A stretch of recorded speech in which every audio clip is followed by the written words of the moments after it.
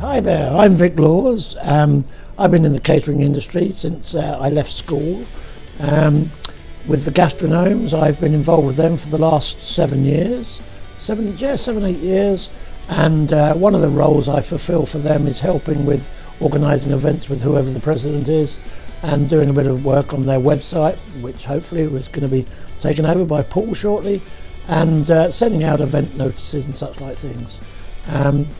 As far as work is concerned, although the age I am, I should have retired 10 years ago, I love working and I don't have any hobbies or grandchildren, so sort of eating and drinking are my hobbies. So that's basically what I do.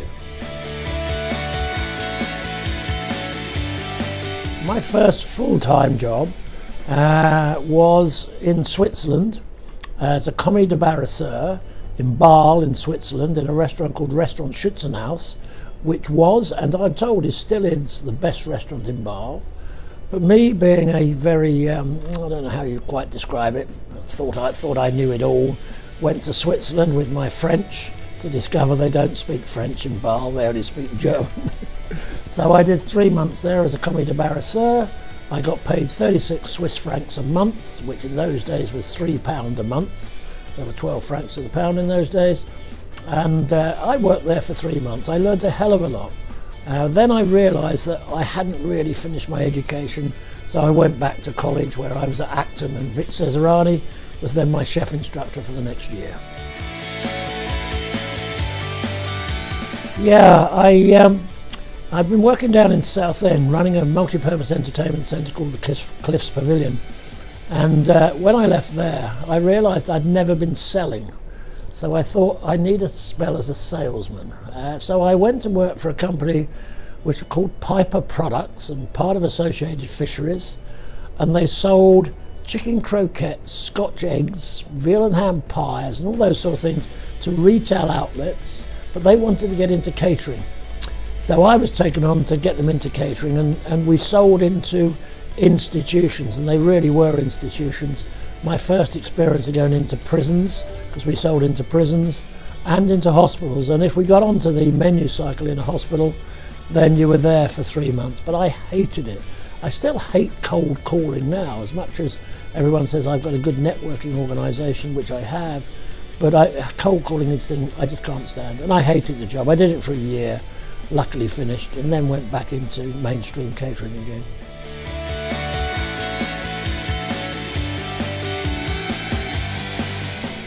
My favourite job was working for Fortes. I started with them in 1968, finished in 1979, but it was not just Fortes, it was airports and airline work. I left them to go to Grand Met, but went with Fortes. It was fascinating. Luton Airport, Monarch had 2 aeroplanes, Britannia still flew props. They hadn't even bought any 737s in those days. Moved out from there from having been catering manager at Luton Airport, and after 11 years ended up as director for flight catering for Western Europe, and then got headhunted into Grand Met. Still into airlines, but this time into terminal catering, passenger catering, terminal catering, terrible word, seems you're going to die, doesn't it? Passenger catering and duty-free shops. And we had 3 duty-free shops down in Mexico, 1 in Acapulco, 1 in Merida, 1 in Monterrey. And to get to Mexico, I used to leave Heathrow on a Sunday afternoon at 4, fly over to Paris, pick up Concorde in Paris, fly from Concorde from Washington to Mexico City, get there 7 o'clock in the evening. Fabulous job, thoroughly enjoyed it, really wonderful. Unfortunately, when Lopez Portilla, who was the Mexican president in those days, when he retired, his wife took our business as her farewell present.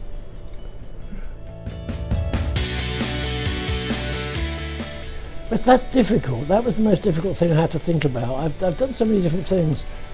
Again, because of the connections with Mexico, I used to fly back from Dallas quite often because Concorde down, but we came back with BCAL or whoever the airline was in those days.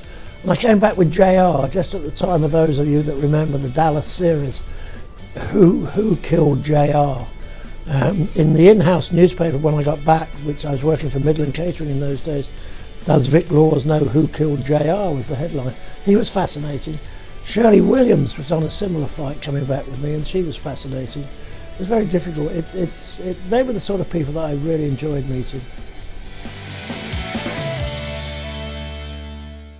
Memorable experience. I suppose the amazing thing was winning Wembley Stadium from Leatherby and Christophers, who'd had it for 57 years.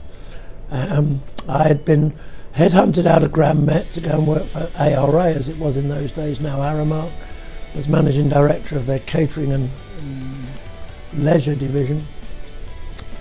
We had Chelsea football ground, and we bid for Wembley amongst all the big boys that were around in those days. We did a lot of work on it, and eventually won, as I say, after 57 years. And then to take that over and mobilise that was absolutely amazing.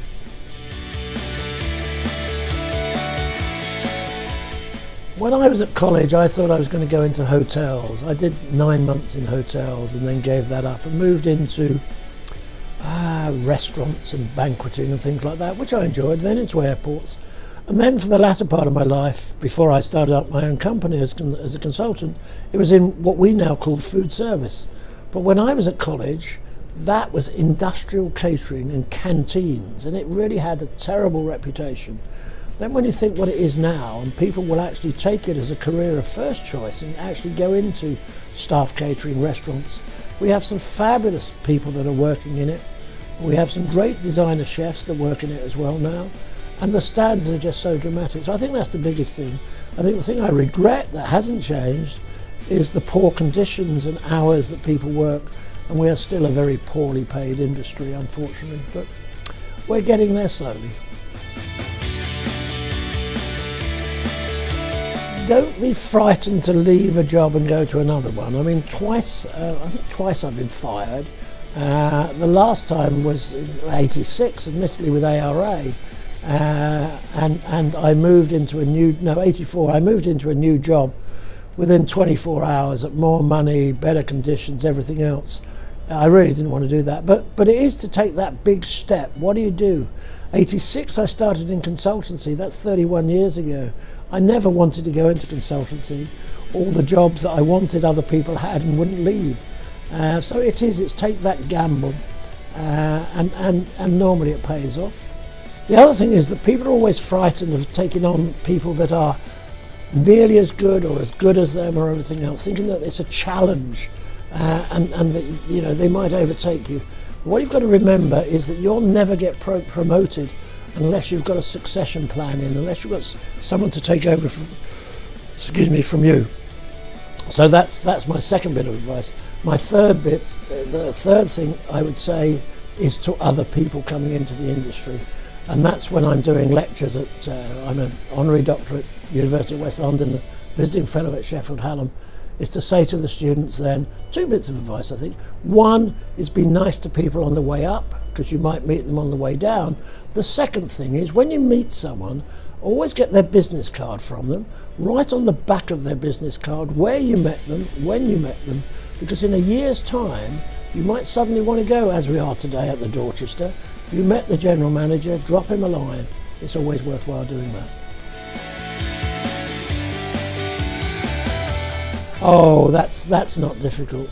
I was very, very privileged in 2012. We were flying off to Las Vegas for my younger daughter's 40th birthday when I got a phone call from Louise, my PA at the time, to say I'd just been awarded an MBE. I knew nothing about it. It was for services to hospitality. I then had the great pleasure of going to Windsor Castle. I'd been to Buckingham Palace a couple of times before, but to go to Windsor Castle and meet the Queen and have my MBE awarded by her was a real privilege. My proudest moment, most certainly.